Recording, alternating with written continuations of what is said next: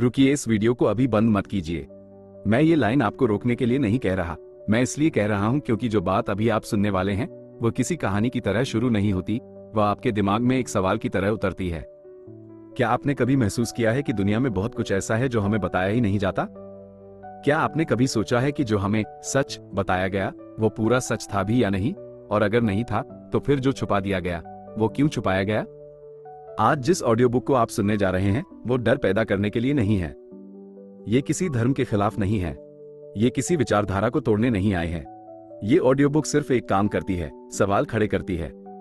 और जो इंसान सवाल पूछना सीख जाता है वो फिर चीजों को वैसे नहीं देख पाता जैसे पहले देखता था। ओकल्ट और निषिद्ध ज्ञान, ये दो ऐसे शब्द हैं जिन्हें सुनते ही ज्यादातर लोग या तो डर जाते हैं या फिर हंस देते हैं। कुछ लोग कहते हैं ये सब झूठ है, कुछ कहते हैं ये बहुत खतरनाक है, लेकिन बहुत कम लोग रुककर ये पूछते हैं, अगर ये सब झूठ है तो इसे इतना दबाया क्यों गया, और अगर यह इतना खतरनाक है तो फिर सदियों तक कुछ गिने चुने लोगों तक ही यह ज्ञान क्यों सीमित रहा? इस ऑडियो बुक में हम आपको कोई अंधविश्वास नहीं सिखाने वाले, हम आपको कोई चमत्कार का सपना नहीं दिखाने वाले, और हम ये दावा भी नहीं करने वाले कि यह सुनते ही आपकी जिंदगी बदल जाएगी। हम सिर्फ ये करेंगे, आपको वो दिखाएंगे जिसे देखने से ज्यादातर लोग बचते हैं। ये ऑडियो बुक 10 अध्यायों में बंटी हुई है। हर अध्याय एक ऐसा सवाल उठाएगा जो लोग अक्सर इंटरनेट पर खोजते हैं, लेकिन उन्हें साफ जवाब कहीं नहीं मिलता। इन अध्यायों में हम बात करेंगे ओकल्ट का असली अर्थ क्या है, निषिद्ध ज्ञान वास्तव में क्या होता है, इसे डरावना क्यों बताया गया, और यह ज्ञान किन परिस्थितियों में ताकत बनता है और किन परिस्थितियों में विनाश। अब एक जरूरी बात, बहुत से लोग पूछते हैं इस किताब को किसने लिखा, कब लिखा और क्यों लिखा? तो यहां साफ समझ लीजिए, यह कोई एक लेखक की लिखी हुई कहानी नहीं है, यह कोई एक समय में लिखी गई किताब नहीं है। ये ऑडियो बुक सदियों पुराने विचारों, इतिहास, साइकोलॉजी और मानव व्यवहार के अध्ययन से तैयार की गई है। इसका उद्देश्य किसी को सही या गलत साबित करना नहीं, बल्कि आपको सोचने की आजादी देना है। ये ऑडियो बुक इसलिए बनाई गई क्योंकि आज के समय में लोग जानकारी तो बहुत देखते हैं, लेकिन समझ बहुत कम पाते हैं। और जब समझ नहीं होती तो या तो अंधभक्ति पैदा होती है या फिर अंधा विरोध। ये ऑडियो बुक दोनों से दूर रहती है। अगर आप इस वीडियो को अंत तक सुनते हैं तो संभव है कि आप कुछ बातों से सहमत ना हो, और यह बिल्कुल ठीक है, क्योंकि सोचने वाला इंसान हर बात से सहमत नहीं होता, वो हर बात को परखता है। अब एक छोटा सा अनुरोध, अगर आपने अभी तक इस वीडियो को लाइक नहीं किया है तो लाइक कर दीजिए। यह कोई औपचारिक बात नहीं है, ये सिर्फ ये बताता है कि आप इस तरह की गहरी और सोचने वाली सामग्री और देखना चाहते हैं। और अगर आप इस चैनल पर नए हैं तो सब्सक्राइब कर लीजिए, क्योंकि यहाँ तेज मनोरंजन नहीं बल्कि धीरे असर करने वाली बातें मिलती हैं। अब आगे जो आएगा वह आसान नहीं होगा, लेकिन अगर आप तैयार हैं सच को उसके असली रूप में देखने के लिए तो चलिए पहले अध्याय से शुरू करते हैं। अध्याय 1, ओकल्ट क्या होता है जिसे लोग अंधेरे का ज्ञान समझ लेते हैं। जब कोई व्यक्ति पहली बार ओकल्ट शब्द सुनता है तो उसके मन में अपने आप कुछ तस्वीरें बनने लगती हैं। अंधेरा कमरा, रहस्यमय चिन्ह, डरावनी किताबें, तंत्र मंत्र और ऐसा कुछ जिससे दूरी बनाए रखना ही ठीक समझा जाता है। ये प्रतिक्रिया अचानक नहीं होती, ये प्रतिक्रिया वर्षों से बनाई गई एक मानसिक छवि का परिणाम होती है। समस्या यह नहीं है कि लोग डरते हैं, समस्या यह है कि लोग बिना समझे डरते हैं। ओकल्ट शब्द का अर्थ जानने से पहले ही उसके बारे में धारणा बना ली जाती है और वही धारणा धीरे धीरे सच मान ली जाती है। असल में ओकल्ट शब्द का मूल अर्थ अंधेरा या खतरनाक नहीं होता। ओकल्ट का अर्थ होता है छुपा हुआ, गुप्त या ऐसा ज्ञान जो तुरंत दिखाई नहीं देता। ये शब्द उन चीजों के लिए प्रयोग किया जाता था जो सामान्य दृष्टि से परे होती थी, जिन्हें समझने के लिए गहराई, धैर्य और अभ्यास की आवश्यकता होती थी, जैसे मन का काम करना, प्रतीकों का प्रभाव, चेतना की परतें और प्रकृति के नियम। लेकिन समय के साथ इस शब्द के अर्थ को जानबूझकर बदल दिया गया। इतिहास में जब भी कोई ऐसा ज्ञान सामने आया जिसने आम सोच को चुनौती दी, उसे या तो खतरनाक कहा गया या पाप से जोड़ दिया गया। ओकल्ट के साथ भी यही हुआ। यह ज्ञान हर किसी के लिए नहीं था क्योंकि हर कोई इसे समझने के लिए मानसिक रूप से तैयार नहीं होता। लेकिन धीरे धीरे यह बात बदलकर यह कह दी गई कि यह ज्ञान बुरा है, अंधेरा है और इससे दूर रहना चाहिए। यहीं से भ्रम की शुरुआत होती है। मानव इतिहास में ज्ञान हमेशा शक्ति से जुड़ा रहा है।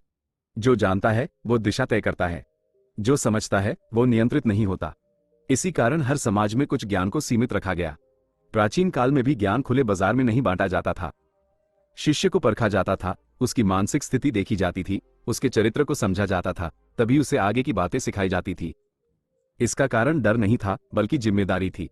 ओकल्ट ज्ञान का संबंध मनुष्य के भीतर की दुनिया से होता है। ये बाहरी चमत्कारों से कम और आंतरिक समझ से अधिक जुड़ा होता है।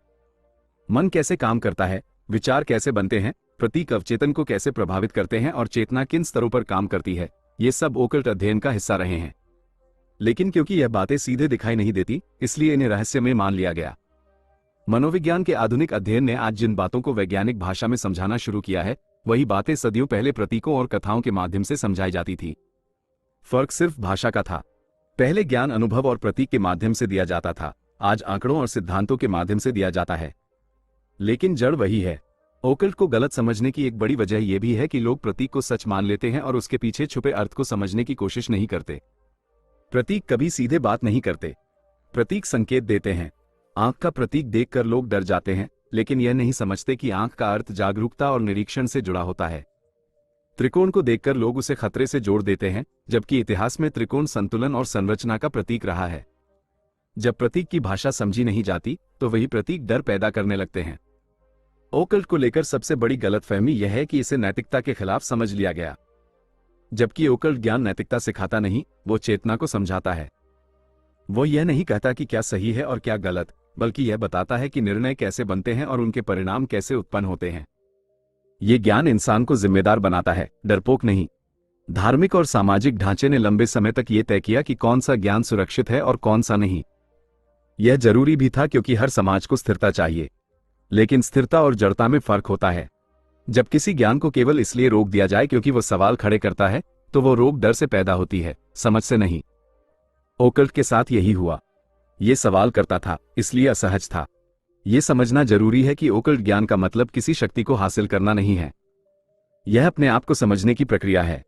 जो व्यक्ति अपने मन को समझ लेता है, उसे बाहरी नियंत्रण की जरूरत कम पड़ती है। यही बात हमेशा सत्ता को असहज करती रही है।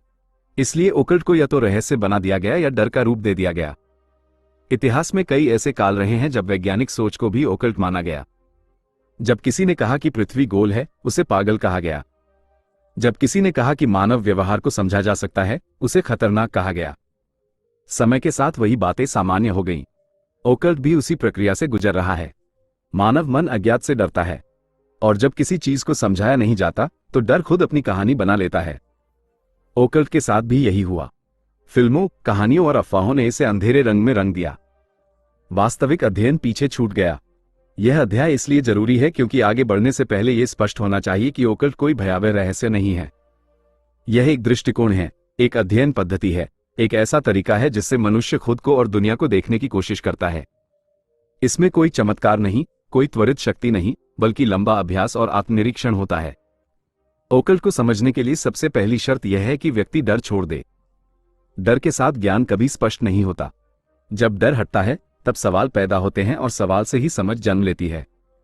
यही कारण है कि इस ज्ञान को हमेशा धीरे धीरे दिया जाता था, एक साथ नहीं। यह भी याद रखना जरूरी है कि हर ज्ञान का गलत उपयोग संभव है। जैसे विज्ञान से दवा बनती है और हथियार भी, वैसे ही ओकल्ट समझ से जागरूकता आती है और गलत समझ से भ्रम भी पैदा हो सकता है। फर्क उपयोग करने वाले के इरादे और समझ का होता है, ज्ञान का नहीं। ओकल्ट को अंधेरे से जोड़ना आसान है क्योंकि अंधेरा डराता है, लेकिन सच्चाई यह है कि अंधेरा केवल प्रकाश की अनुपस्थिति नहीं होता, वह अज्ञान का प्रतीक होता है। और ओकल्ट अज्ञान नहीं बढ़ाता, वह अज्ञान को समझने की कोशिश करता है। इस अध्याय का उद्देश्य किसी को किसी विचार में बदलना नहीं है। इसका उद्देश्य केवल यह साफ करना है कि ओकल्ट को जिस तरह से समझा गया है, वो अधूरा है। जब तक शब्द का सही अर्थ नहीं समझा जाएगा, तब तक आगे की कोई भी बात गलत आधार पर खड़ी होगी। आगे के अध्यायों में हम धीरे धीरे उन परतों को खोलेंगे जिनकी वजह से यह ज्ञान निषिद्ध कहा गया, डरावना बनाया गया और गलत समझा गया। लेकिन यह यात्रा तभी संभव है जब पहला कदम स्पष्ट हो। ओकल्ट अंधेरा नहीं है, वो छुपा हुआ है, और जो छुपा होता है वो हमेशा खतरनाक नहीं होता, कभी कभी वो सिर्फ अनदेखा होता है।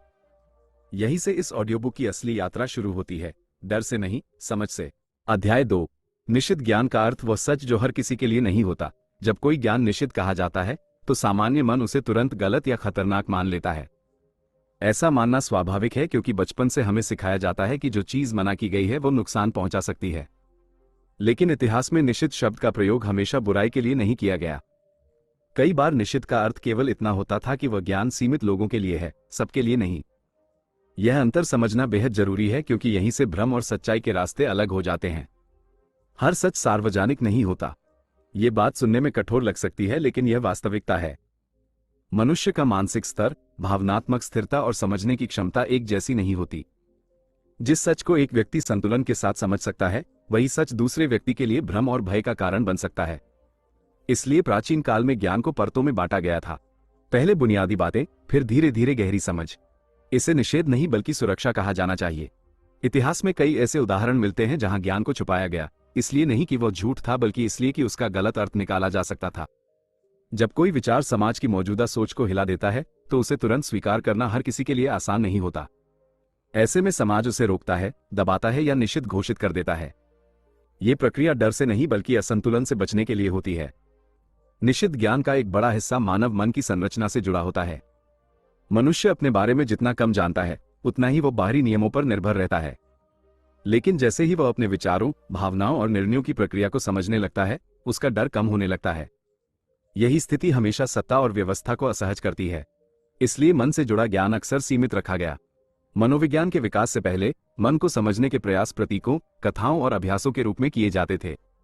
इन्हें आज ओकल्ट या निषिद्ध कहा जाता है, लेकिन उस समय यह सामान्य अध्ययन का हिस्सा था। फर्क सिर्फ इतना है कि तब इसे हर किसी को नहीं सिखाया जाता था। इसका कारण यह था कि बिना मार्गदर्शन के यह ज्ञान व्यक्ति को भ्रमित कर सकता था। निषिद्ध ज्ञान का अर्थ यह नहीं कि वह किसी विशेष समूह की साजिश है। कई बार यह केवल इतना होता है कि ज्ञान देने वाले जानते थे कि हर व्यक्ति इसके लिए तैयार नहीं है। जैसे एक बच्चे को कठिन गणित नहीं सिखाई जाती, वैसे ही गहरी मानसिक समझ हर उम्र और हर स्थिति के लिए उपयुक्त नहीं होती। इसे रोकना गलत नहीं बल्कि जिम्मेदारी होती है। समस्या तब शुरू होती है जब निषिद्ध शब्द के साथ डर जोड़ दिया जाता है। डर का उपयोग हमेशा नियंत्रण के लिए किया गया है। जब किसी ज्ञान से डर पैदा किया जाता है, तो लोग सवाल पूछना बंद कर देते हैं। वे उसे समझने के बजाय उससे दूर रहना चुनते हैं। यही प्रक्रिया धीरे धीरे अज्ञान को मजबूत करती है और ज्ञान को रहस्यमय बना देती है। इतिहास में कई ऐसे समय रहे हैं जब वैज्ञानिक सत्य भी निषिद्ध माने गए। पृथ्वी के आकार से लेकर मानव विकास तक हर नए विचार को पहले रोका गया, नकारा गया और खतरनाक कहा गया। बाद में वही विचार सामान्य बन गए। ये दिखाता है कि निषिद्ध का टैग स्थायी नहीं होता, वह समय और समझ के साथ बदलता है। निषिद्ध ज्ञान अक्सर प्रतीकों के माध्यम से दिया जाता था। प्रतीक इसलिए चुने जाते थे क्योंकि वे सीधे निर्देश नहीं देते, बल्कि सोचने पर मजबूर करते हैं। जो व्यक्ति सोचने की आदत रखता है, वही प्रतीक को समझ पाता है। बाकी लोग उसे केवल चित्र या अंधविश्वास मान लेते हैं। इस तरह ज्ञान खुद ही अपने पाठक को चुन लेता है। मानव मन सरल उत्तर चाहता है, लेकिन गहरा ज्ञान सरल नहीं होता।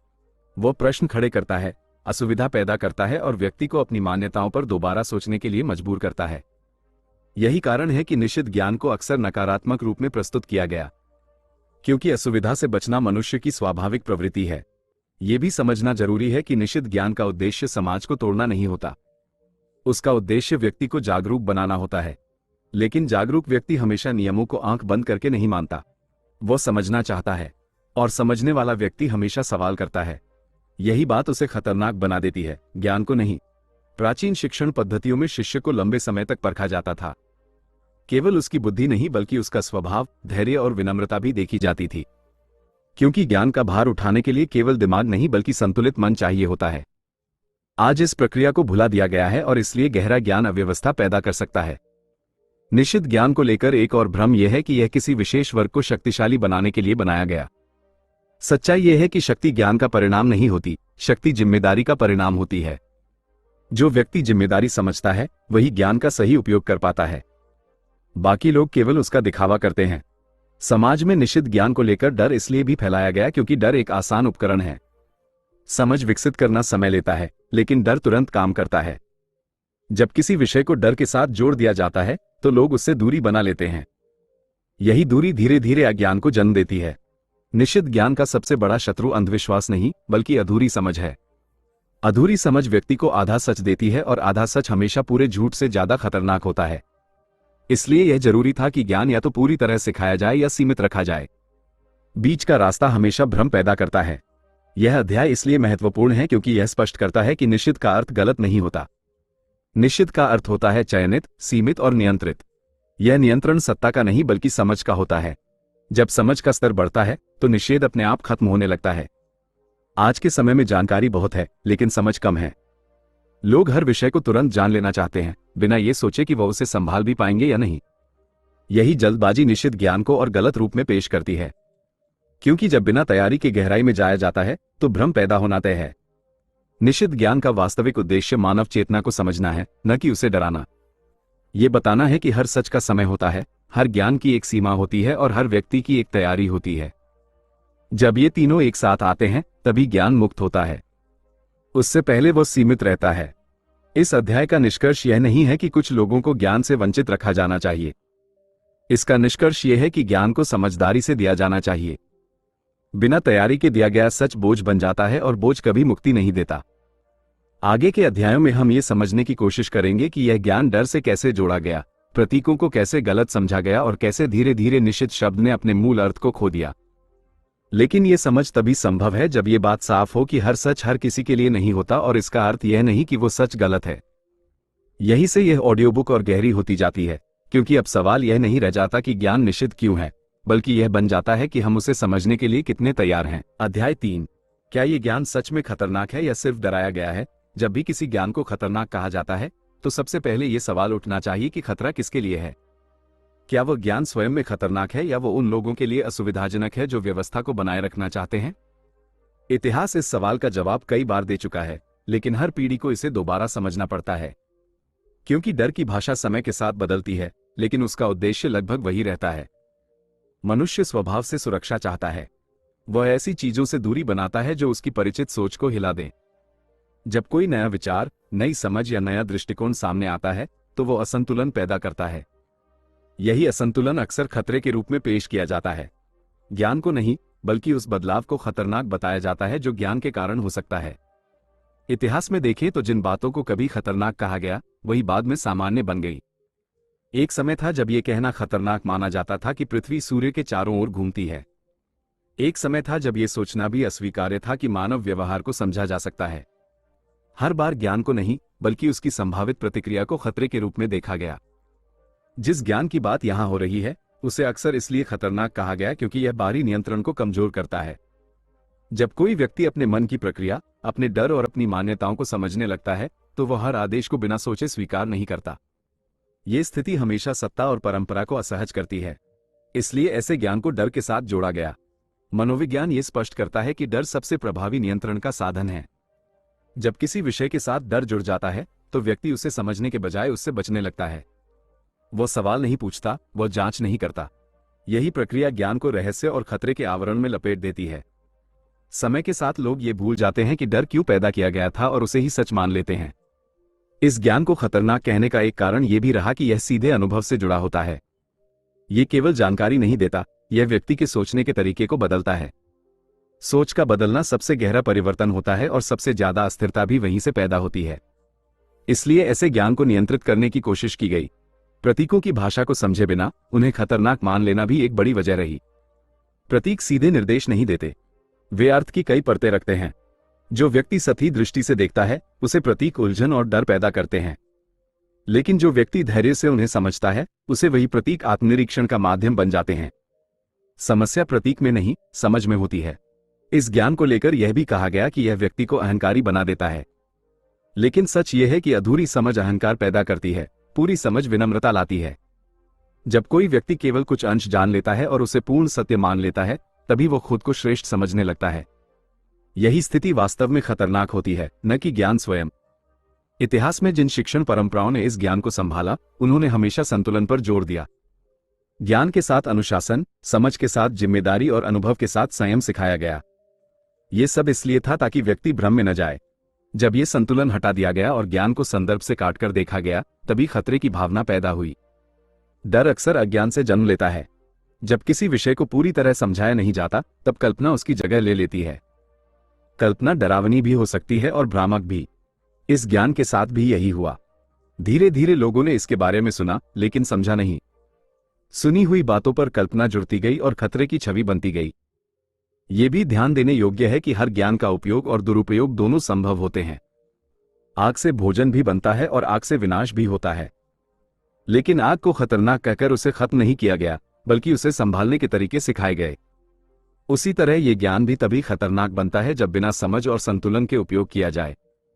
इस ज्ञान को लेकर एक और डर यह फैलाया गया कि यह व्यक्ति को समाज से अलग कर देता है। वास्तविकता यह है कि यह ज्ञान व्यक्ति को समाज को बेहतर समझने में मदद करता है। वो परंपराओं को तोड़ता नहीं, बल्कि उनके पीछे के कारणों को देखने की कोशिश करता है। जो व्यक्ति कारण समझता है वो अंधविरोध नहीं करता। इतिहास में जब भी किसी ज्ञान को पूरी तरह खतरनाक घोषित किया गया तो उसका परिणाम उल्टा हुआ। लोग उसे छुपकर जानने की कोशिश करने लगे। इससे गलत समझ और अफवाहें बढ़ी। यदि वही ज्ञान खुले और संतुलित रूप में समझाया गया होता तो डर पैदा होने की संभावना कम होती। यह भी सच है कि हर व्यक्ति इस ज्ञान के लिए तैयार नहीं होता। कुछ लोग इसे सुनकर भ्रमित हो सकते हैं, कुछ इसे गलत दिशा में ले जा सकते हैं, लेकिन यह स्थिति हर गहरे विषय के साथ होती है। इसका समाधान रोक नहीं, मार्गदर्शन होता है। जहां मार्गदर्शन नहीं होता वहीं खतरा बढ़ता है। इस ज्ञान को खतरनाक कहने का एक कारण यह भी है कि यह व्यक्ति को अपने भीतर देखने के लिए मजबूर करता है। भीतर देखना हमेशा आसान नहीं होता। वहां डर, असुरक्षा और सवाल मिलते हैं। बहुत से लोग इस प्रक्रिया से बचना चाहते हैं, इसलिए वे इस ज्ञान को ही खतरनाक घोषित कर देते हैं ताकि उन्हें खुद से सामना न करना पड़े। यह अध्याय इस बात को स्पष्ट करता है कि खतरा ज्ञान में नहीं, बल्कि उसके संदर्भ से कटे उपयोग में है।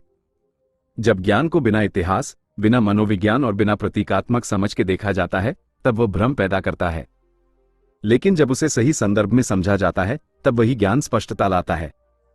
डर का उपयोग अक्सर इसलिए किया गया ताकि लोग गहराई में न जाएं। सतह पर रहना आसान होता है, गहराई में उतरने के लिए धैर्य, ईमानदारी और आत्मनिरीक्षण चाहिए। हर समाज में कुछ लोग गहराई में जाते हैं और बाकी लोग सतह पर रहते हैं। ये स्वाभाविक है, लेकिन सतह पर रहने वालों को डराकर गहराई से रोकना समस्या पैदा करता है। ये कहना कि यह ज्ञान खतरनाक है एक अधूरा वाक्य है।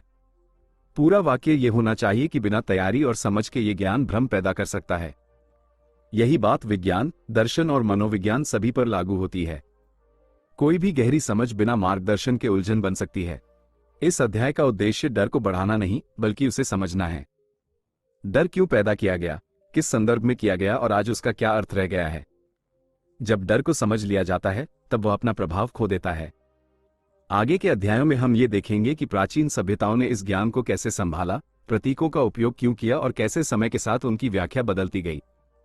लेकिन इस अध्याय का निष्कर्ष यही है कि यह ज्ञान स्वयं में न तो अच्छा है न बुरा। ये केवल एक उपकरण है। उसका प्रभाव इस बात पर निर्भर करता है कि उसे कौन, कैसे और किस उद्देश्य से उपयोग करता है। यहीं से यह स्पष्ट हो जाता है कि अधिकतर मामलों में खतरा ज्ञान का नहीं था, खतरा उस परिवर्तन का था जो ज्ञान के कारण संभव हो सकता था। और परिवर्तन से डरना मानव स्वभाव है, लेकिन डर के कारण को रोक देना हमेशा नुकसान ही करता है। यही बात इस अध्याय के साथ आगे की यात्रा का आधार बनती है। अध्याय 4, प्राचीन सभ्यताओं का छुपा हुआ ज्ञान जो समय के साथ गायब कर दिया गया। जब हम आज की दुनिया को देखते हैं तो हमें लगता है कि ज्ञान धीरे धीरे आगे बढ़ा है और वर्तमान समय सबसे अधिक विकसित है, लेकिन इतिहास इस धारणा को पूरी तरह सही नहीं ठहराता। कई प्राचीन सभ्यताएं ऐसी थीं जिनके पास गहरा ज्ञान था, ऐसा ज्ञान जो आज भी हमें चौंकाता है। समस्या यह नहीं है कि वह ज्ञान मौजूद नहीं था, समस्या यह है कि उसका बड़ा हिस्सा समय के साथ छुपा दिया गया, नष्ट कर दिया गया या गलत समझा गया। प्राचीन सभ्यताओं में ज्ञान को केवल जानकारी के रूप में नहीं देखा जाता था। ज्ञान जीवन जीने का तरीका था। वह प्रकृति, मनुष्य और चेतना के बीच के संबंध को समझने का प्रयास था। उस समय शिक्षा का उद्देश्य केवल काम करना नहीं, बल्कि समझ विकसित करना था। यही कारण है कि उस युग का ज्ञान आज भी रहस्यमय लगता है, क्योंकि आज का मन उपयोग पर केंद्रित है और तब का मन अर्थ पर। मिस्र, सुमेर, सिंधु घाटी और प्राचीन भारत जैसी सभ्यताओं में ज्ञान को बहुत सावधानी से संरक्षित किया जाता था। वह हर किसी के लिए खुला नहीं था। मंदिर, गुरुकुल और विशेष अध्ययन केंद्र केवल पूजा या अनुष्ठान के स्थान नहीं थे, वे ज्ञान के भंडार थे। वहां गणित, खगोल, वास्तु, चिकित्सा और मनोविज्ञान जैसी विषयों की समझ मौजूद थी, लेकिन उन्हें प्रतीकों और कथाओं के माध्यम से प्रस्तुत किया जाता था। प्रतीकों का उपयोग इसलिए किया जाता था क्योंकि प्रतीक समय के साथ नष्ट नहीं होते। भाषा बदल जाती है, शब्दों के अर्थ बदल जाते हैं, लेकिन प्रतीक अपनी मूल भावना को बनाए रखते हैं। यही कारण है कि प्राचीन ज्ञान को प्रतीकों में छुपाया गया। लेकिन जब प्रतीकों की भाषा समझने वाले कम होते गए तो वही प्रतीक रहस्य और भ्रम का कारण बन गए। समय के साथ जब नई सत्ता संरचनाएं बनी तो पुराने ज्ञान को चुनौती के रूप में देखा गया। हर नई व्यवस्था चाहती है कि लोग उसी के नियमों और विचारों को अंतिम सत्य माने। ऐसे में पुराने विचार, जो व्यक्ति को स्वतंत्र सोच सिखाते थे, असुविधाजनक बन गए। धीरे धीरे उन ग्रंथों को या तो नष्ट किया गया या उन्हें सीमित कर दिया गया। इतिहास ये भी दिखाता है कि कई बार ज्ञान को इसलिए भी दबाया गया क्योंकि वह सत्ता के नियंत्रण से बाहर था। जब ज्ञान व्यक्ति को अपने भीतर देखने की क्षमता देता है तो वह बाहरी आदेशों पर कम निर्भर रहता है। ये स्थिति किसी भी केंद्रीकृत व्यवस्था के लिए चुनौती बनती है। इसलिए ज्ञान को सरल नियमों और डर के माध्यम से बदल दिया गया। मनोविज्ञान के दृष्टिकोण से देखें तो समाज हमेशा स्थिरता चाहता है। गहरा ज्ञान प्रश्न पैदा करता है और प्रश्न अस्थिरता लाते हैं। इसलिए समाज ने उन विचारों को बढ़ावा दिया जो सरल थे, सीधे थे और जिनमें सवाल पूछने की गुंजाइश कम थी। इसके विपरीत जो ज्ञान सोचने पर मजबूर करता था, उसे धीरे धीरे किनारे कर दिया गया। प्राचीन सभ्यताओं में ज्ञान को पीढ़ी दर पीढ़ी मौखिक परंपरा के माध्यम से भी दिया जाता था। इसका लाभ यह था कि ज्ञान केवल शब्दों में नहीं, अनुभव के साथ दिया जाता था। लेकिन इसका नुकसान यह हुआ कि जब परंपरा टूट गई तो ज्ञान का बड़ा हिस्सा भी टूट गया। लिखित ग्रंथ नष्ट हुए और मौखिक परंपरा समाप्त हो गई। समय के साथ जब इतिहास लिखा गया तो उसे अक्सर विजेताओं ने लिखा। विजेता वही लिखता है जो उसके पक्ष में हो। जो ज्ञान उसकी सत्ता को सही ठहराता है वही इतिहास बनता है। बाकी ज्ञान को या तो मिथक कह दिया जाता है या अंधविश्वास। यही कारण है कि प्राचीन सभ्यताओं का बहुत सा ज्ञान हमें आज केवल कथाओं के रूप में मिलता है। प्रतीकात्मक भाषा को समझने की क्षमता भी धीरे धीरे कम होती गई। आधुनिक शिक्षा ने विश्लेषण सिखाया, लेकिन अर्थ निकालने की कला को पीछे छोड़ दिया। प्रतीक विश्लेषण से नहीं, अनुभव और संदर्भ से समझे जाते हैं। जब ये क्षमता कम हुई तो प्राचीन ज्ञान अस्पष्ट लगने लगा। यह भी ध्यान देने योग्य है कि कुछ ज्ञान जानबूझकर गायब किया गया। पुस्तकालय जलाए गए, ग्रंथ नष्ट किए गए और शिक्षकों को चुप कराया गया। इसका उद्देश्य केवल सत्ता बनाए रखना नहीं था, बल्कि एक नई सोच स्थापित करना था। नई सोच तभी मजबूत होती है जब पुरानी सोच को कमजोर किया जाए। लेकिन ज्ञान पूरी तरह कभी नष्ट नहीं होता। वो किसी न किसी रूप में बचा रहता है, कभी प्रतीकों में, कभी परंपराओं में, कभी लोक कथाओं में। यही कारण है कि आज भी अलग अलग संस्कृतियों में समान प्रतीक और समान विचार मिलते हैं। यह इस बात का संकेत है कि कभी कोई साझा समझ मौजूद थी। प्राचीन ज्ञान का एक बड़ा हिस्सा प्रकृति से जुड़ा था। मनुष्य खुद को प्रकृति से अलग नहीं मानता था, वो खुद को उसी का हिस्सा समझता था। लेकिन आधुनिक सोच ने मनुष्य और प्रकृति के बीच दूरी बना दी। इस दूरी ने उस ज्ञान को अप्रासंगिक बना दिया जो संतुलन सिखाता था। मनोवैज्ञानिक दृष्टि से देखें तो जब कोई समाज तेजी से बदलता है तो वो अपने अतीत से कटने लगता है। ये कटाव विकास के नाम पर किया जाता है, लेकिन इसके साथ ही बहुत सी उपयोगी समझ भी खो जाती है। प्राचीन सभ्यताओं का ज्ञान इसी कटाव का शिकार हुआ। यह अध्याय यह नहीं कहता कि प्राचीन समय सब कुछ सही था और आज सब कुछ गलत है। यह केवल यह दिखाता है कि कुछ ज्ञान समय के साथ इसलिए गायब हुआ क्योंकि वो तत्काल उपयोगी नहीं दिखता था। लेकिन जो चीज तत्काल उपयोगी नहीं होती वो दीर्घकाल में सबसे मूल्यवान हो सकती है। आज जब लोग फिर से प्राचीन प्रतीकों, कथाओं और ग्रंथों में रुचि लेने लगे हैं तो ये केवल रहस्य के कारण नहीं है। यह एक खालीपन का संकेत है। आधुनिक ज्ञान ने बहुत सी सुविधाएं दी हैं, लेकिन अर्थ नहीं दिया। प्राचीन ज्ञान उसी अर्थ की तलाश का प्रयास करता था। यह भी जरूरी है कि प्राचीन ज्ञान को आदर्श बनाकर पूजा न किया जाए। उसे समझने की जरूरत है, न कि मानने की। जब बिना समझे उसे सच मान लिया जाता है तो वही अंधविश्वास बन जाता है, और जब समझ के साथ देखा जाता है तो वही मार्गदर्शन बन सकता है। इस अध्याय का उद्देश्य यह स्पष्ट करना है कि प्राचीन सभ्यताओं का ज्ञान अचानक गायब नहीं हुआ। वह धीरे धीरे दबाया गया, बदला गया और भुला दिया गया। कभी डर के कारण, कभी सत्ता के कारण और कभी सुविधा के कारण। इस अध्याय को पूरी तरह समझने के बाद यह साफ हो जाता है कि छुपा हुआ ज्ञान कोई रहस्यमय जादू नहीं था। वह मानव अनुभव का संचित परिणाम था। वह इसलिए गायब हुआ क्योंकि उसे संभालने की जिम्मेदारी धीरे धीरे खो दी गई। यहीं पर यह अध्याय पूरी तरह स्पष्ट होता है कि प्राचीन ज्ञान का लुप्त होना किसी एक घटना का परिणाम नहीं था, बल्कि कई सामाजिक, मानसिक और ऐतिहासिक कारणों का परिणाम था। इसे समझने का अर्थ यह नहीं कि अतीत में लौट जाया जाए, बल्कि यह है कि जो समझ खो गई है उसे दोबारा पहचाना जाए। यही समझ आगे के अध्यायों की नींव बनाती है, जहां हम प्रतीकों और उनके प्रभाव को और गहराई से देखेंगे। अध्याय 5, प्रतीकों और संकेतों का रहस्य। ये मानव मस्तिष्क पर कैसे प्रभाव डालते हैं। मानव इतिहास में प्रतीक हमेशा शब्दों से पहले आए हैं। जब भाषा विकसित नहीं हुई थी तब भी मनुष्य संकेतों और आकृतियों के माध्यम से अर्थ समझता और समझाता था। यही कारण है कि प्रतीक सीधे दिमाग से नहीं, बल्कि मन के गहरे हिस्से से बात करते हैं। शब्द तर्क पर काम करते हैं, लेकिन प्रतीक भावना और अनुभव पर असर डालते हैं। यही अंतर प्रतीकों को इतना प्रभावशाली बनाता है। जब कोई व्यक्ति किसी प्रतीक को देखता है तो उसका प्रभाव तुरंत चेतन मन पर नहीं पड़ता, वह पहले अवचेतन में उतरता है। अवचेतन वह हिस्सा है जो निर्णयों, आदतों और प्रतिक्रियाओं को नियंत्रित करता है। मनोविज्ञान यह मानता है कि इंसान के अधिकतर फैसले तर्क से नहीं, बल्कि पहले से बने मानसिक ढांचों से निकलते हैं। प्रतीक इन्हीं ढांचों को छूते हैं। प्राचीन सभ्यताओं ने इस बात को बहुत पहले समझ लिया था, इसलिए उन्होंने अपने ज्ञान को सीधे शब्दों में नहीं, बल्कि प्रतीकों में सुरक्षित किया। मंदिरों की बनावट, मूर्तियों की आकृति, चित्रों की रचना और यहाँ तक कि संख्याओं का चयन भी प्रतीकात्मक था। ये सब केवल सजावट नहीं थी, बल्कि मन पर असर डालने की एक विधि थी। प्रतीकों की सबसे बड़ी विशेषता यह है कि वे एक साथ कई अर्थ रखते हैं। एक ही संकेत अलग अलग व्यक्ति को अलग अलग तरीके से प्रभावित कर सकता है। जो व्यक्ति सतह पर देखता है उसे केवल आकृति दिखती है, लेकिन जो व्यक्ति गहराई में जाता है उसे वही आकृति एक विचार या अनुभव की ओर ले जाती है। यही कारण है कि प्रतीक समय के साथ भी प्रासंगिक रहते हैं। मानव मस्तिष्क छवियों को शब्दों की तुलना में तेज और गहरे स्तर पर ग्रहण करता है। जब कोई चित्र या चिन्ह देखा जाता है तो दिमाग उसे पहले ही किसी पुराने अनुभव या भावना से जोड़ देता है। ये प्रक्रिया बिना किसी प्रयास के होती है, इसलिए प्रतीक बिना बोले ही संदेश दे देते हैं। इतिहास में जिन प्रतीकों को डर से जोड़ा गया वे अक्सर वही थे जिनका असर गहरा था। आंख, वृत्त, त्रिकोण, सीढ़ी, वृक्ष और प्रकाश जैसे संकेत हर संस्कृति में मिलते हैं। इनका संबंध सीधे मानव अनुभव से होता है। आंख जागरूकता का प्रतीक रही है, वृत्त पूर्णता और निरंतरता का, त्रिकोण संतुलन और संरचना का।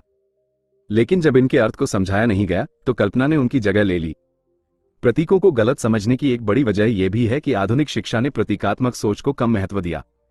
आज सब कुछ सीधे बताया जाता है, लेकिन जो बात सीधे बता दी जाती है वो गहराई से नहीं उतरती। प्रतीक इसलिए असरदार होते हैं क्योंकि वे व्यक्ति को खुद सोचने पर मजबूर करते हैं। मनोवैज्ञानिक दृष्टि से देखें तो प्रतीक मानव मन में पहले से मौजूद पैटर्न को सक्रिय करते हैं। बचपन के अनुभव, सांस्कृतिक स्मृतियां और सामाजिक संकेत मिलकर एक मानसिक ढांचा बनाते हैं। प्रतीक उसी ढांचे को छूते हैं, इसलिए उनका प्रभाव व्यक्ति की पृष्ठभूमि पर भी निर्भर करता है। प्राचीन ज्ञान में प्रतीकों का उपयोग इसलिए भी किया गया क्योंकि हर बात को शब्दों में बांधना संभव नहीं होता। कुछ अनुभव ऐसे होते हैं जिन्हें केवल महसूस किया जा सकता है, समझाया नहीं जा सकता। प्रतीक उस अनुभव की ओर संकेत करते हैं। वे रास्ता दिखाते हैं, मंजिल नहीं बताते। जब प्रतीकों को केवल अंधविश्वास या साजिश के रूप में देखा जाता है तब उनका वास्तविक उद्देश्य खो जाता है। तब वे डर या भ्रम पैदा करते हैं।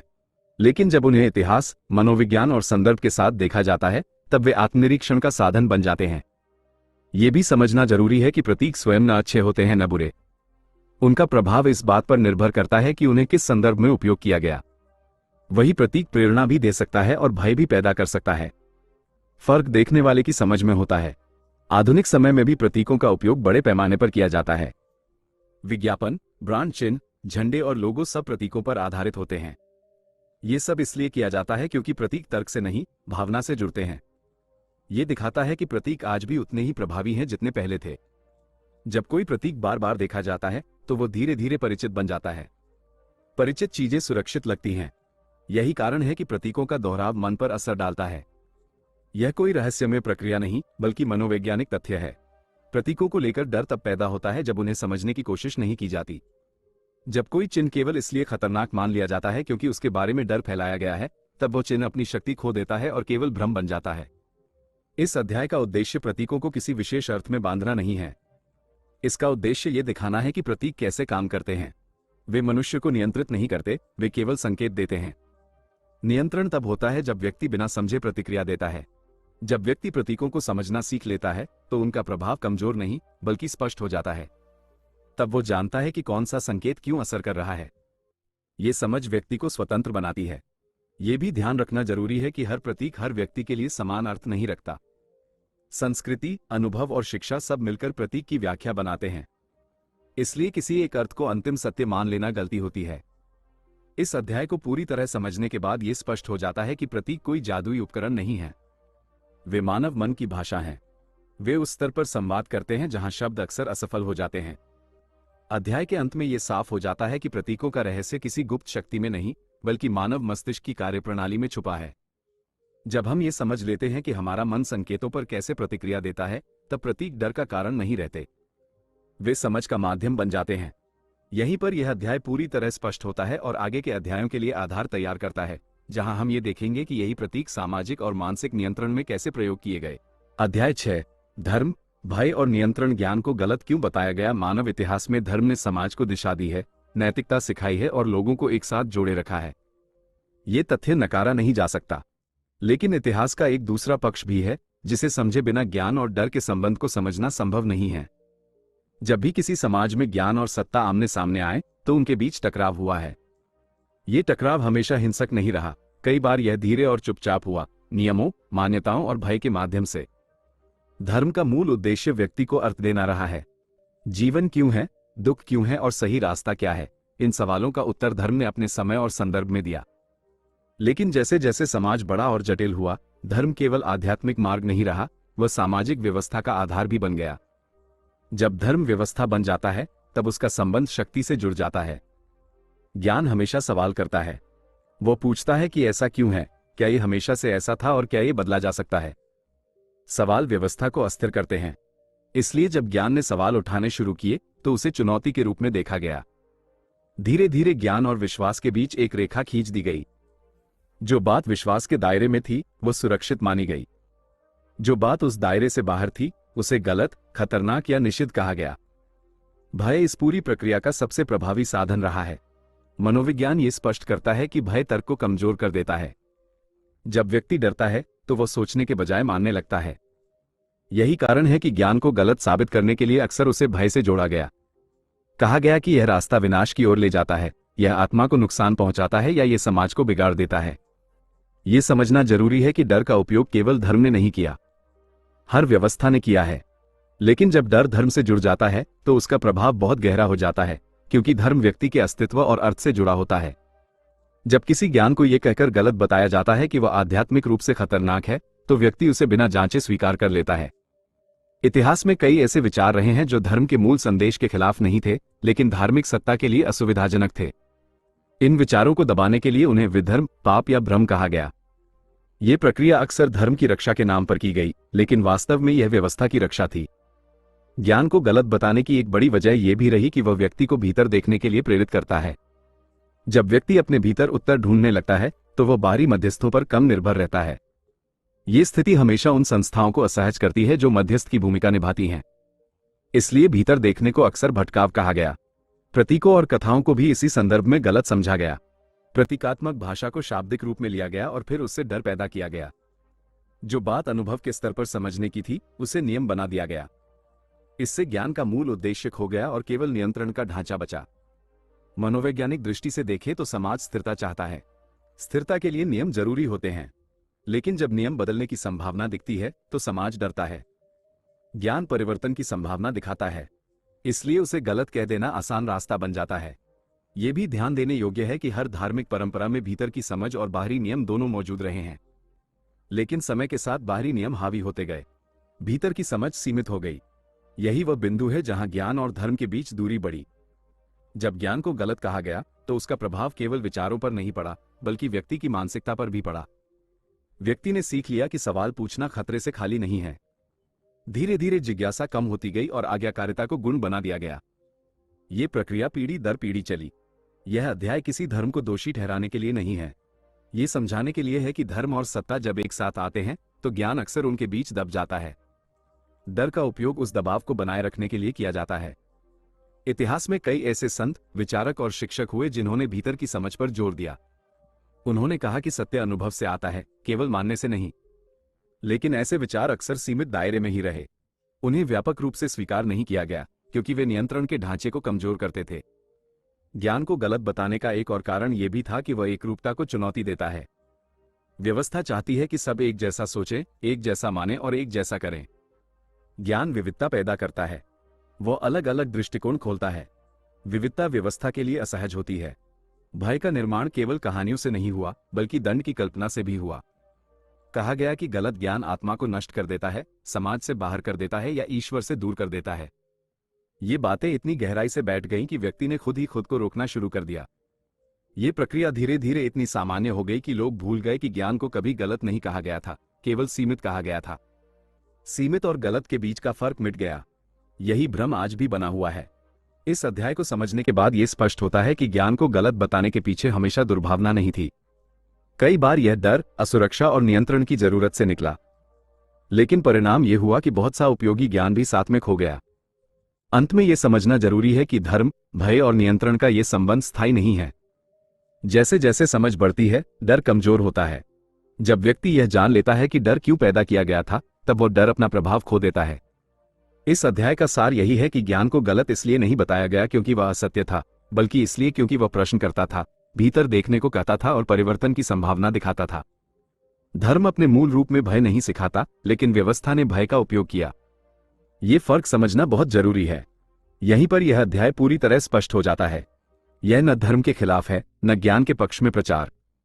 ये केवल इतिहास और मनोविज्ञान की रोशनी में ये दिखाता है कि डर कैसे बना, कैसे उपयोग हुआ और कैसे उसने ज्ञान को गलत के रूप में प्रस्तुत किया। आगे के अध्यायों में हम देखेंगे कि यही प्रक्रिया शक्ति और चयन के सवाल से कैसे जुड़ती है, जहां यह तय किया जाता है कि कौन ज्ञान के योग्य है और कौन नहीं। अध्याय 7, ज्ञान और शक्ति का संबंध। हर इंसान इसके योग्य क्यों नहीं होता? ज्ञान और शक्ति का संबंध मानव इतिहास में हमेशा गहरा रहा है। जहां ज्ञान है, वहां किसी न किसी रूप में शक्ति भी है, लेकिन यह शक्ति हमेशा बाहरी नहीं होती। कई बार यह शक्ति सोचने की क्षमता होती है, निर्णय लेने की स्वतंत्रता होती है और अपने डर पर नियंत्रण होता है। यही कारण है कि हर समाज में ज्ञान को लेकर सावधानी बरती गई है। सवाल यह नहीं है कि ज्ञान खतरनाक है या नहीं, सवाल यह है कि क्या हर व्यक्ति उस शक्ति को संभाल सकता है जो ज्ञान के साथ आती है। मनुष्य अक्सर शक्ति को केवल शासन, धन या बल के रूप में देखता है, लेकिन वास्तविक शक्ति मन की होती है। जो व्यक्ति अपने मन को समझ लेता है, वह आसानी से बहकता नहीं। वो किसी भी विचार को आंख बंद करके स्वीकार नहीं करता। यही स्थिति व्यवस्था को असहज करती है, क्योंकि व्यवस्था स्थिरता चाहती है और स्थिरता के लिए आज्ञाकारिता सबसे आसान रास्ता होती है। ज्ञान व्यक्ति को भीतर से मजबूत बनाता है। वो उसे ये समझ देता है कि उसके निर्णय कैसे बनते हैं, उसके डर कहां से आते हैं और उसकी सीमाएं वास्तव में क्या हैं। ये समझ व्यक्ति को जिम्मेदार बनाती है, लेकिन जिम्मेदारी हर कोई नहीं चाहता। बहुत से लोग सरल निर्देशों में सुरक्षा महसूस करते हैं। उनके लिए गहराई में जाना बोझ बन जाता है। इतिहास में देखें तो ज्ञान को हमेशा चयन के साथ दिया गया। ये चयन किसी जाति या वर्ग के आधार पर नहीं, बल्कि तैयारी के आधार पर होता था। शिष्य को परखा जाता था, उसकी जिज्ञासा, धैर्य और संतुलन देखा जाता था। इसका कारण यह था कि अधूरा ज्ञान भ्रम पैदा करता है और भ्रम शक्ति का गलत रूप होता है। मनोविज्ञान ये बताता है कि हर व्यक्ति समान मानसिक स्थिरता के साथ पैदा नहीं होता। कुछ लोग अनिश्चितता को सहन कर सकते हैं, कुछ नहीं। गहरा ज्ञान अनिश्चितता बढ़ाता है क्योंकि वह निश्चित उत्तर नहीं देता, वो सवाल बढ़ाता है। जो व्यक्ति सवालों के साथ जी सकता है, वही इस ज्ञान को संभाल सकता है। ज्ञान के साथ शक्ति इसलिए आती है क्योंकि वह व्यक्ति को विकल्प दिखाता है। जहां विकल्प होते हैं, वहां जिम्मेदारी भी होती है। बहुत से लोग विकल्प नहीं चाहते, वे निर्देश चाहते हैं। उनके लिए यह तय कर दिया जाना आसान होता है कि क्या करना है और क्या नहीं। ज्ञान इस सुविधा को तोड़ देता है। प्रतीकों और कथाओं में शक्ति को अक्सर अग्नि, प्रकाश या बीज के रूप में दिखाया गया। इन सब का अर्थ यही है कि शक्ति स्वयं में न अच्छी होती है न बुरी। वो विस्तार करती है। जैसे आग भोजन भी पकाती है और घर भी जला सकती है, ज्ञान भी वही करता है। वह व्यक्ति की सोच को विस्तृत करता है। अगर सोच संतुलित है तो विस्तार लाभ देता है, अगर सोच असंतुलित है तो वही विस्तार विनाश बन सकता है। इतिहास में कई बार यह देखा गया कि जिन लोगों को बिना तैयारी के गहरा ज्ञान मिला, वे या तो अहंकार में चले गए या भ्रम में। अहंकार तब पैदा होता है जब व्यक्ति यह मान लेता है कि उसने सब समझ लिया है। भ्रम तब पैदा होता है जब वो समझ नहीं पाता कि उसने क्या जाना है। दोनों ही स्थितियां खतरनाक होती हैं। इसी कारण ज्ञान को शक्ति माना गया और शक्ति को सीमित किया गया। यह सीमित करना हमेशा नियंत्रण के लिए नहीं था, कई बार यह संरक्षण के लिए भी था। जैसे एक तेज औजार बच्चे के हाथ में नहीं दिया जाता, वैसे ही गहरा ज्ञान हर मन के लिए उपयुक्त नहीं होता। ये बात सुनने में कठोर लग सकती है कि हर इंसान ज्ञान के योग्य नहीं होता, लेकिन इसका अर्थ यह नहीं है कि कुछ लोग कमतर हैं। इसका अर्थ यह है कि हर व्यक्ति की यात्रा अलग होती है। किसी के लिए जो सच आज है, वही किसी और के लिए कल हो सकता है। समय और तैयारी यहां सबसे महत्वपूर्ण है। ज्ञान और शक्ति का यह संबंध ही वह बिंदु है जहां से भय और निषेध की अवधारणा पैदा हुई। जब यह समझ कमजोर हुई कि ज्ञान को कैसे और कब दिया जाए, तब उसे या तो पूरी तरह रोक दिया गया या पूरी तरह खोल दिया गया। दोनों ही स्थितियां असंतुलन पैदा करती हैं। आधुनिक समय में जानकारी बहुत आसानी से उपलब्ध है, लेकिन समझ विकसित करने का समय कम हो गया है। लोग गहरे विषयों को भी सतही रूप में ग्रहण करना चाहते हैं। यही स्थिति ज्ञान को शक्ति के बजाय बोझ बना देती है। जब व्यक्ति बिना तैयारी के गहराई में उतरता है, तो वह या तो डर जाता है या खुद को विशेष मानने लगता है। प्राचीन शिक्षण परंपराओं में एक और महत्वपूर्ण बात थी मौन। हर ज्ञान को शब्दों में नहीं बांटा जाता था, कुछ बातें अनुभव के लिए छोड़ी जाती थी। मौन व्यक्ति को संतुलन सिखाता है। आज मौन की जगह शोर ने ले ली है। हर बात तुरंत समझी जाना चाहिए जाती है। यही जल्दबाजी ज्ञान को गलत दिशा में ले जाती है। यह भी समझना जरूरी है कि शक्ति का सही उपयोग विनम्रता से जुड़ा होता है। जो व्यक्ति सच में समझता है, वो स्वयं को दूसरों से ऊपर नहीं मानता। वो जानता है कि ज्ञान एक प्रक्रिया है, मंजिल नहीं। इसके विपरीत जो व्यक्ति अधूरे ज्ञान के साथ चलता है, वो खुद को विशिष्ट समझने लगता है। समाज में अक्सर यह भ्रम फैलाया गया कि ज्ञान कुछ लोगों के पास इसलिए है क्योंकि वे विशेष हैं। वास्तविकता यह है कि वे विशेष इसलिए बने क्योंकि उन्होंने तैयारी की, उन्होंने धैर्य रखा, प्रश्न पूछे और जल्दी निष्कर्ष नहीं निकाले। यही तैयारी ज्ञान को शक्ति में बदलती है। इस अध्याय का उद्देश्य किसी को बाहर करना नहीं है। इसका उद्देश्य यह समझाना है कि ज्ञान का सम्मान जरूरी है। उसे हल्के में लेना, जल्दी उपयोग करना या दिखावे के लिए अपनाना स्वयं व्यक्ति के लिए नुकसानदायक हो सकता है। जब ज्ञान और शक्ति का संबंध समझ में आ जाता है, तब यह भी स्पष्ट हो जाता है कि चयन का अर्थ भेदभाव नहीं होता। चयन का अर्थ जिम्मेदारी होता है। ये जिम्मेदारी ज्ञान देने वाले की भी होती है और पाने वाले की भी। अध्याय के अंत में यह बात पूरी तरह स्पष्ट होती है कि हर इंसान ज्ञान के योग्य नहीं होता। ये कथन किसी को छोटा नहीं करता। ये केवल ये स्वीकार करता है कि हर यात्रा का अपना समय होता है। ज्ञान शक्ति देता है, लेकिन वही शक्ति संतुलन मांगती है। जहां संतुलन होता है वहां ज्ञान मुक्ति बनता है। जहां संतुलन नहीं होता वहां वही ज्ञान बोझ बन जाता है। यहीं पर यह अध्याय पूरी तरह स्पष्ट हो जाता है और आगे के अध्यायों की नींव रखता है, जहां हम ये देखेंगे कि यही ज्ञान कैसे गलत उपयोग में विनाश बनता है और सही उपयोग में समझ। अध्याय 8, अंधविश्वास और सत्य के बीच की रेखा पहचान कैसे करें। मनुष्य का इतिहास केवल खोज और समझ का इतिहास नहीं है, वह विश्वास और भय का इतिहास भी है। जहां भी ज्ञान सीमित रहा वहां अंधविश्वास ने जगह बना ली, और जहां भी अंधविश्वास फैला वहां सत्य को पहचानना कठिन होता गया। यही कारण है कि अंधविश्वास और सत्य के बीच की रेखा हमेशा धुंधली रही है। यह अध्याय उसी रेखा को स्पष्ट करने का प्रयास है। अंधविश्वास की शुरुआत अक्सर डर से होती है। जब कोई घटना समझ से बाहर होती है तो मनुष्य उसे किसी अदृश्य कारण से जोड़ देता है। ये स्वाभाविक प्रक्रिया है। समस्या तब पैदा होती है जब यह अस्थायी अनुमान स्थायी सत्य मान लिया जाता है। यहीं से अंधविश्वास जन्म लेता है। सत्य इसके ठीक उलट प्रक्रिया से आता है। सत्य जांच मांगता है, अनुभव मांगता है और समय मांगता है। इतिहास में देखें तो बहुत सी बातें जो कभी सत्य मानी जाती थी आज अंधविश्वास कहलाती हैं, और बहुत सी बातें जो कभी अंधविश्वास कही जाती थी आज वैज्ञानिक सत्य हैं। इससे यह स्पष्ट होता है कि अंधविश्वास और सत्य स्थायी श्रेणियां नहीं हैं, वे समझ के स्तर पर निर्भर करती हैं। फर्क यह है कि सत्य हमेशा जांच के लिए खुला रहता है, जबकि अंधविश्वास सवालों से डरता है। मनोवैज्ञानिक दृष्टि से अंधविश्वास मन को सुरक्षा का भ्रम देता है। जब व्यक्ति किसी नियम या संकेत पर भरोसा कर लेता है तो उसे लगता है कि उसने अनिश्चितता पर नियंत्रण पा लिया है। यह नियंत्रण वास्तविक नहीं होता, लेकिन मन को राहत देता है। सत्य इस तरह की राहत नहीं देता। सत्य असुविधा पैदा कर सकता है, क्योंकि वह व्यक्ति को यह स्वीकार करने पर मजबूर करता है कि सब कुछ उसके नियंत्रण में नहीं है। प्राचीन सभ्यताओं में सत्य और अंधविश्वास के बीच का अंतर आज जितना स्पष्ट नहीं था। उस समय प्रतीकों और कथाओं के माध्यम से समझ दी जाती थी। ये प्रतीक अनुभव की ओर संकेत करते थे, लेकिन जब अनुभव की परंपरा टूटी तो प्रतीक खाली रह गए। खाली प्रतीक धीरे धीरे अंधविश्वास बन गए। यही कारण है कि कई परंपराएं आज बिना अर्थ के दोहराई जाती हैं। अंधविश्वास और सत्य को पहचानने का पहला संकेत यह है कि क्या कोई विचार प्रश्न पूछने की अनुमति देता है या नहीं। यदि किसी बात पर सवाल पूछना मना है तो वो सत्य नहीं हो सकती। सत्य मजबूत होता है, वो सवालों से डरता नहीं। अंधविश्वास कमजोर होता है, इसलिए वो जांच से बचता है। इतिहास में जिन शिक्षकों और विचारकों ने सत्य की बात की, उन्होंने हमेशा अनुभव पर जोर दिया। उन्होंने कहा कि किसी बात को केवल इसलिए मत मानो क्योंकि वह कही गई है। उसे परखो, समझो और अपने अनुभव से जोड़ो। इसके विपरीत अंधविश्वास हमेशा यह मान करता है कि बिना समझे मान लिया जाए। प्रतीकात्मक भाषा यहां एक महत्वपूर्ण भूमिका निभाती है। प्रतीक सत्य को सीधे नहीं बताते, वे संकेत देते हैं। जब व्यक्ति प्रतीक को अंतिम अर्थ मान लेता है तब अंधविश्वास पैदा होता है। जब वो प्रतीक को अनुभव की ओर ले जाने वाला साधन मानता है तब वही प्रतीक सत्य की ओर ले जाता है। मनोविज्ञान ये भी बताता है कि मनुष्य पैटर्न खोजने में बहुत तेज होता है। वो घटनाओं के बीच संबंध बना लेता है, चाहे वो संबंध वास्तविक हो या नहीं। ये क्षमता विकास के लिए जरूरी थी, लेकिन यही क्षमता अंधविश्वास की जड़ भी है। सत्य और अंधविश्वास का अंतर यहीं से निकलता है कि संबंध जांचा गया है या केवल मान लिया गया है। समाज में अंधविश्वास इसलिए भी टिके रहते हैं क्योंकि वे सरल होते हैं। वे सीधे उत्तर देते हैं। सत्य अक्सर जटिल होता है।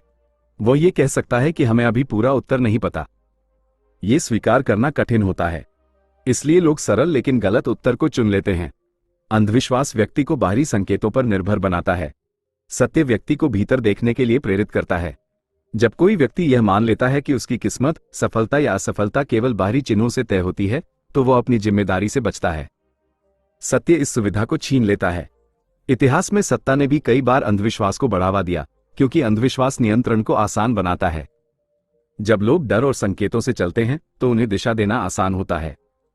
सत्य व्यक्ति को स्वतंत्र बनाता है, इसलिए वह हमेशा असुविधाजनक रहा है। यह भी समझना जरूरी है कि हर परंपरा अंधविश्वास नहीं होती।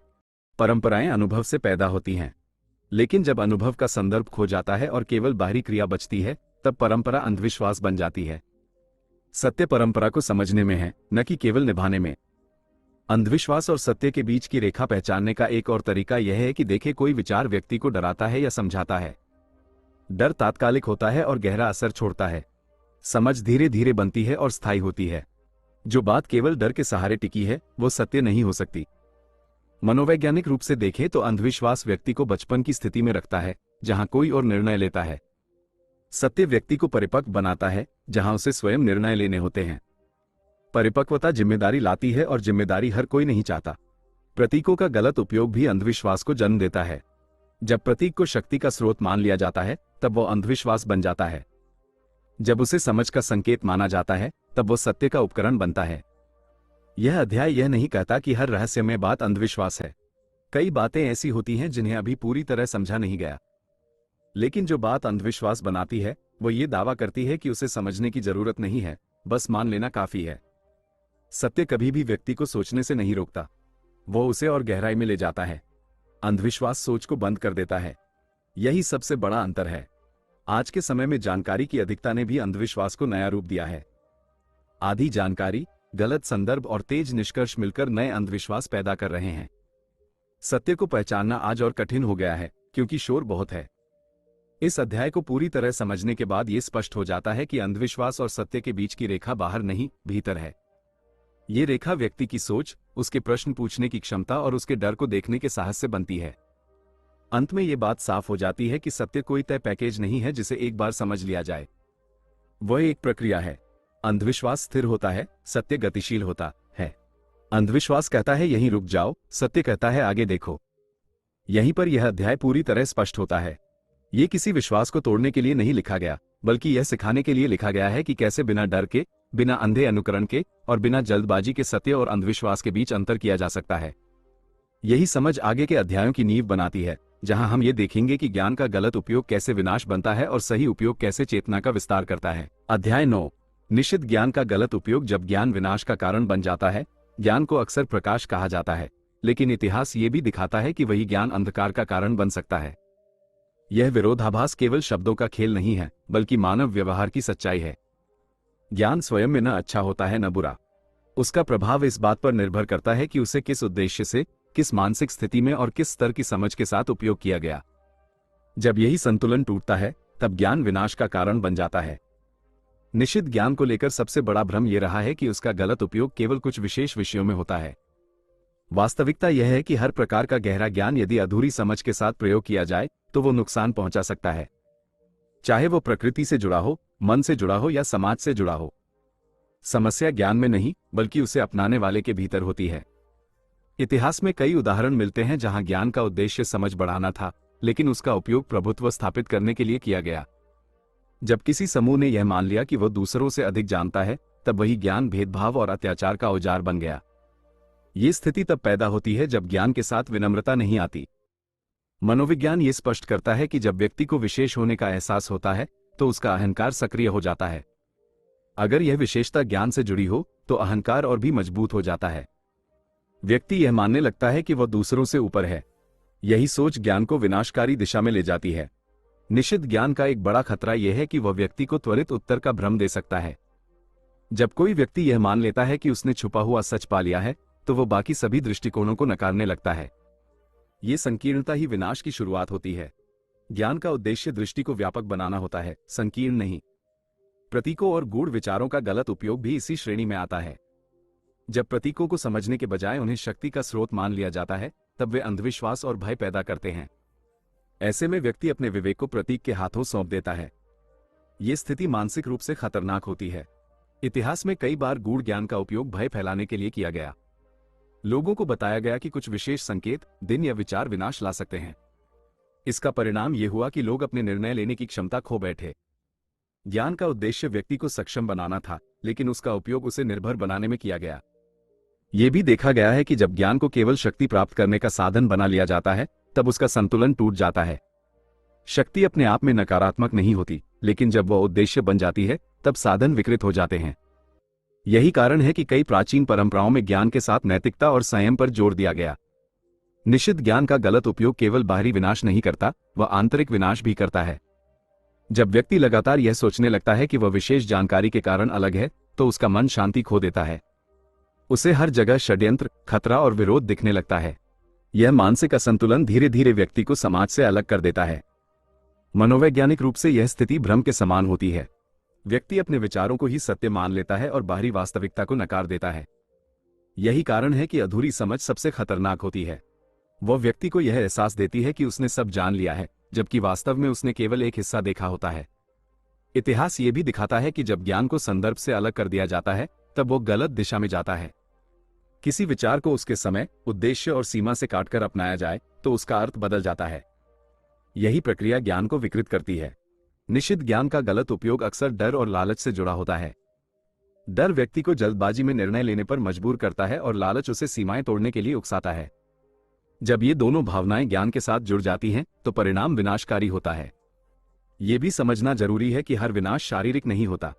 कई बार ज्ञान का गलत उपयोग व्यक्ति के रिश्तों, समाज और सोच को धीरे धीरे तोड़ देता है। यह विनाश दिखाई नहीं देता, लेकिन उसका असर गहरा होता है। प्राचीन शिक्षण परंपराओं में इस खतरे को पहचाना गया था।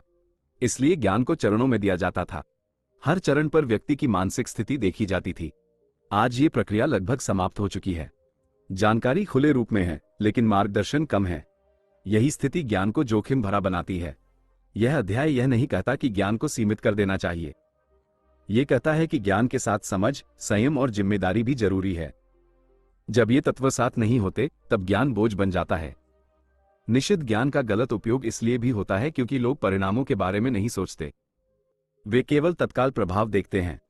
ज्ञान का सही उपयोग दीर्घकालिक दृष्टि मांगता है। जो व्यक्ति धैर्य नहीं रखता, उसके हाथ में शक्ति खतरनाक बन जाती है।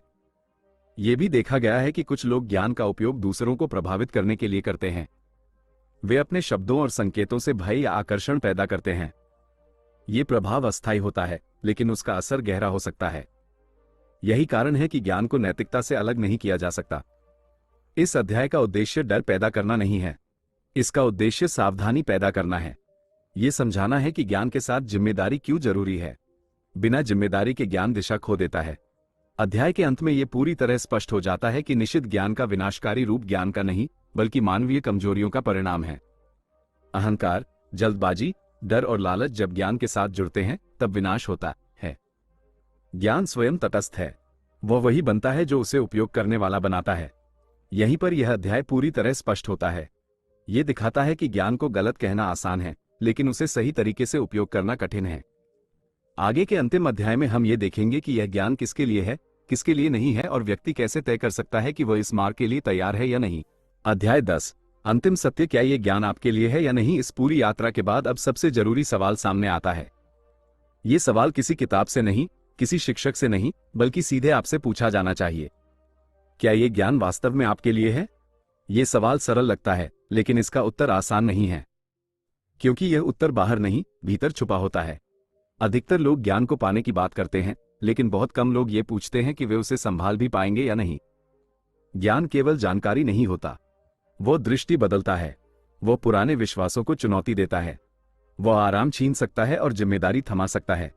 यही कारण है कि यह हर किसी के लिए नहीं होता। इस ऑडियो बुक में जिन बातों पर चर्चा हुई, उनका उद्देश्य किसी को श्रेष्ठ या हीन साबित करना नहीं था। इसका उद्देश्य केवल यह दिखाना था कि ज्ञान एक दर्पण की तरह होता है। उसमें वही दिखता है जो पहले से भीतर मौजूद होता है। जो व्यक्ति भीतर संतुलित है, उसके लिए ज्ञान स्पष्टता बनता है। जो व्यक्ति भीतर अस्थिर है, उसके लिए वही ज्ञान भ्रम बन सकता है। यह समझना जरूरी है कि ज्ञान पाने की इच्छा और ज्ञान के योग्य होने में अंतर होता है। इच्छा भावनाओं से आती है, योग्यता तैयारी से आती है। तैयारी का अर्थ यह नहीं कि आप सब कुछ जानते हैं। तैयारी का अर्थ यह है कि आप ये स्वीकार करने को तैयार हैं कि आप सब कुछ नहीं जानते। ये ज्ञान उनके लिए नहीं है जो तुरंत निष्कर्ष चाहते हैं। यह उनके लिए नहीं है जो हर बात को सच या झूठ की सीधी रेखा में बांटना चाहते हैं। यह उनके लिए भी नहीं है जो केवल दूसरों को गलत साबित करने के लिए सीखना चाहते हैं, क्योंकि यह ज्ञान प्रतिस्पर्धा नहीं, समझ की मांग करता है। इतिहास में जिन लोगों ने इस प्रकार के ज्ञान को सही ढंग से अपनाया, उनमें एक बात समान थी। वे धैर्यवान थे। वे स्वयं से प्रश्न पूछने से नहीं डरते थे। वे असहजता से भागते नहीं थे। वे यह मानने को तैयार थे कि सत्य कई परतों में आता है। मनोवैज्ञानिक रूप से देखें तो ये ज्ञान व्यक्ति को बचपन की मानसिक स्थिति से बाहर निकालता है। बचपन में हमें बताया जाता है कि क्या सही है और क्या गलत। परिपक्वता में हमें खुद ये समझना होता है। ये ज्ञान परिपक्वता मांगता है, और परिपक्वता हमेशा आरामदायक नहीं होती। ये भी जरूरी है कि व्यक्ति यह पहचाने कि वह इस ज्ञान को क्यों चाहता है। क्या वो शक्ति चाहता है, विशेष होने का एहसास चाहता है, या केवल जिज्ञासा से प्रेरित है। कारण बहुत फर्क डालता है। गलत कारण सही ज्ञान को भी गलत दिशा में ले जा सकता है। ये ज्ञान उनके लिए नहीं है जो हर प्रतीक में षड्यंत्र खोजते हैं। यह उनके लिए भी नहीं है जो हर बात को रहस्य बनाकर डर पैदा करते हैं। ये ज्ञान उन लोगों के लिए है जो संकेतों को समझने की कोशिश करते हैं, न कि उनसे भागते हैं। यह भी स्वीकार करना जरूरी है कि कभी कभी किसी ज्ञान से दूर रहना भी समझदारी होती है। हर यात्रा हर समय के लिए नहीं होती। यदि किसी व्यक्ति को यह ज्ञान बेचैनी, भय या अहंकार की ओर ले जा रहा है, तो वो संकेत है कि उसे रुकना चाहिए। रुकना असफलता नहीं होती, रुकना आत्मरक्षा हो सकता है।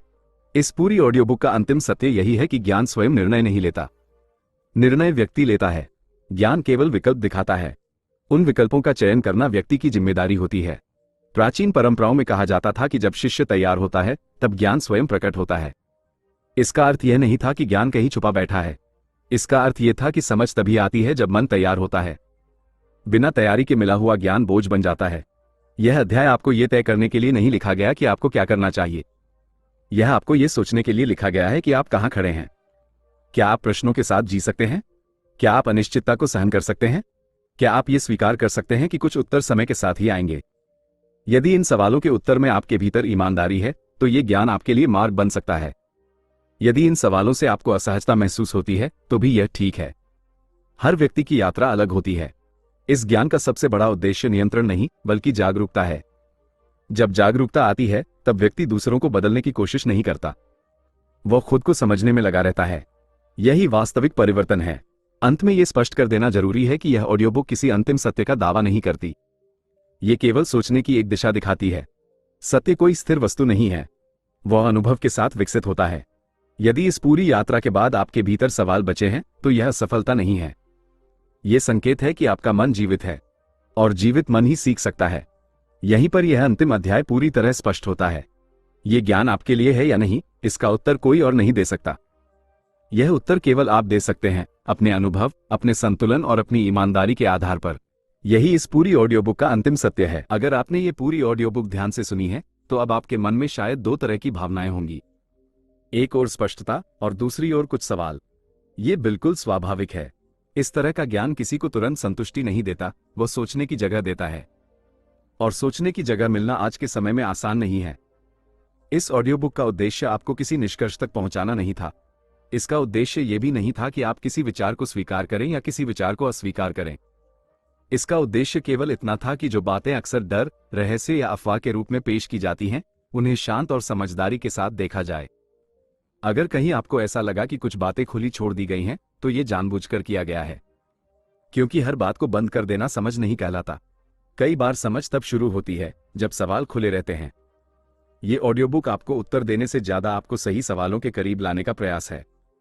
यहां एक बात साफ कर देना जरूरी है। इस ज्ञान को न तो बड़ा चढ़ाकर दिखाया गया है, न ही छोटा करके। इसे उसी रूप में रखा गया है जैसा ये है। न कोई चमत्कार, न कोई डर, न कोई वादा। अगर कहीं आपको लगा कि यह ज्ञान बहुत साधारण है, तो शायद वही इसकी सबसे बड़ी ईमानदारी है। और अगर कहीं यह आपको गहरा लगा, तो वह गहराई आपके अपने अनुभव से आई है। यह भी जरूरी है कि आप यह न सोचें कि अगर आपको सब कुछ तुरंत स्पष्ट नहीं हुआ, तो आपने कुछ समझा नहीं। समझ एक प्रक्रिया है। कुछ बातें तुरंत बैठ जाती हैं, कुछ धीरे धीरे, और कुछ बातें समय के साथ अपने आप स्पष्ट होती हैं, बिना किसी प्रयास के। अगर आपके मन में यह सवाल आया कि क्या यह ज्ञान सही है या गलत, तो इसका उत्तर बाहर नहीं मिलेगा। सही और गलत यहां उतने महत्वपूर्ण नहीं है जितनी आपकी प्रतिक्रिया। अगर यह आपको अधिक जागरूक बनाता है, अधिक जिम्मेदार बनाता है और अधिक शांत करता है, तो वह आपके लिए सही दिशा में काम कर रहा है।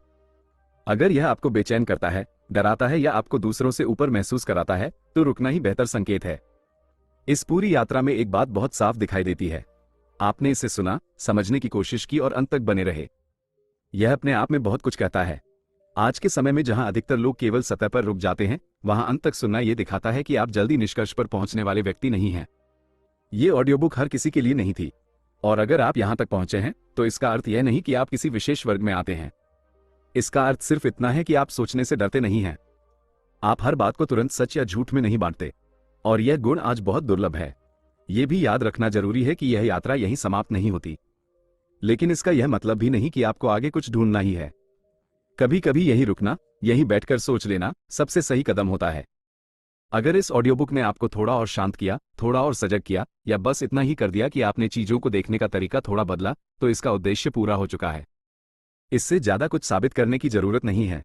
अंत में सिर्फ इतना कहा जा सकता है कि आपने जो समय और ध्यान यहां दिया वो व्यर्थ नहीं गया। आपने इसे सुना, परखा और अपने तरीके से समझा। यही सबसे स्वस्थ तरीका होता है किसी भी ज्ञान से जुड़ने का। यहीं पर यह यात्रा शांत रूप से समाप्त होती है, बिना शोर के, बिना दबाव के और बिना किसी अधूरे डर के। जो समझ आपके साथ रहनी थी वो रह जाएगी, जो छोड़नी थी वो अपने आप छूट जाएगी। यही संतुलन है, यही इस ऑडियो बुक का अंतिम भाव है।